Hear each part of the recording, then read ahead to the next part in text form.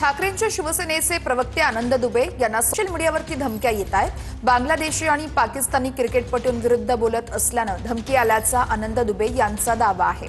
धमकी प्रकरणी आनंद दुबे पोलिसात तक्रारही करणार आहेत।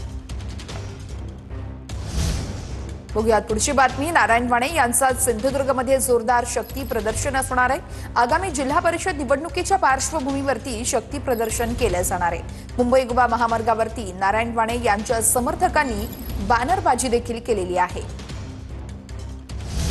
बातमी अतिशय महत्त्वाची आहे। एमपीएससीची पूर्वपरीक्षा आजच होणार आहे। एका वर्षाची विशेष सोडत मिळावी यासाठी विद्यार्थ्यांनी आंदोलन सुरू केलं होतं। विद्यार्थ्यांच्या पदरी मात्र निराशाच आहे। सरकारकडून कोणताही सकारात्मक आदेश देण्यात आलेला नाहीये। संयुक्त पूर्वपरीक्षा ठरलेल्या वेळापत्रकानुसार म्हणजे आजच होणार आहे। बघूयात पुढची बातमी। नागपूरमध्ये आजपासून प्रचाराचा जोर वाढला। राजकीय पक्षांसोबतच अपक्ष सुद्धा आता प्रचाराला लागलेले आहेत। अपक्षांना चिन्हांचं वाटप झाल्यानंतर प्रचाराचा जोर वाढलाय। नागपुरात भाजपकडून देखील आता प्रचाराला सुरुवात झाली आहे। आपल्यासोबत शिवानी दानी आहे, ज्या भाजपच्या उमेदवार आहे। काय सांगाल, आज पहिला संडे आहे आणि प्रचाराचा मुहूर्त तुम्ही मंदिरापासून सुरू केला? आम्ही भारतीय जनता पार्टीचे पदाधिकारी आहोत आणि 100% हिंदू धर्माला मानणारे अनुयायी आहोत। त्यामुळे दिवसाची सुरुवात ही मंदिरापासून करायची हा सर्वात दृढ संकल्प आम्ही केलेला आहे।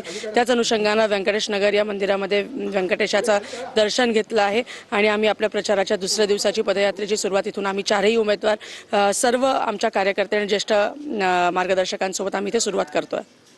कशा प्रकारे प्रचाराचं सगळं नियोजन आहे?